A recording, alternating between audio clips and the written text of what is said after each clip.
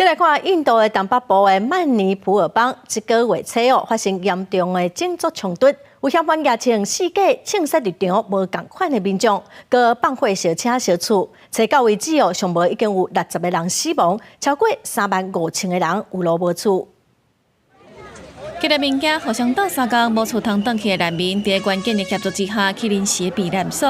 有人找到出来人了后，烧燃做火口。印度曼尼普尔邦为这个月初开始爆发严重的种族冲突，不到客枪4个杀害无共立场的民众，造成真侪人倒亡。有人佮亲目睭看到朋友互枪杀，真惊吓。 When there was no way out, he ran to the paddy field to run away from the commandos and the Meitei goons. He was shot at the back, and then when he fell down, they approached him and shot him point blank at the forehead. 这件冲突是因为当地人口占比一半，嘛是上大的族群美泰族，有可能得到表列部落的地位，引起库吉族等等其他部落的不满。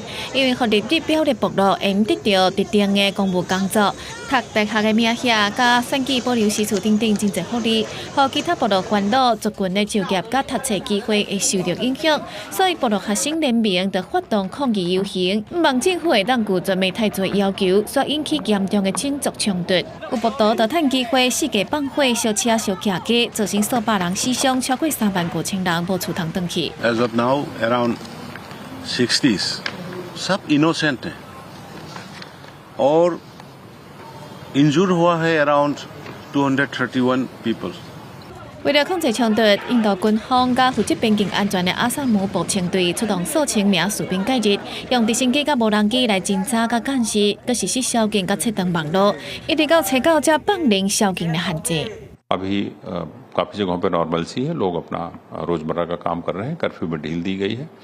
internet services अभी जैसा कि आप जानते हैं अगले 5 दिनों के लिए बढ़ाया गया था। 印度最高法院对这个事件表达关心，已经要求曼尼普尔邦政府在1礼拜以后提交一份救济甲中间的相关报告。公司新闻台是董平月。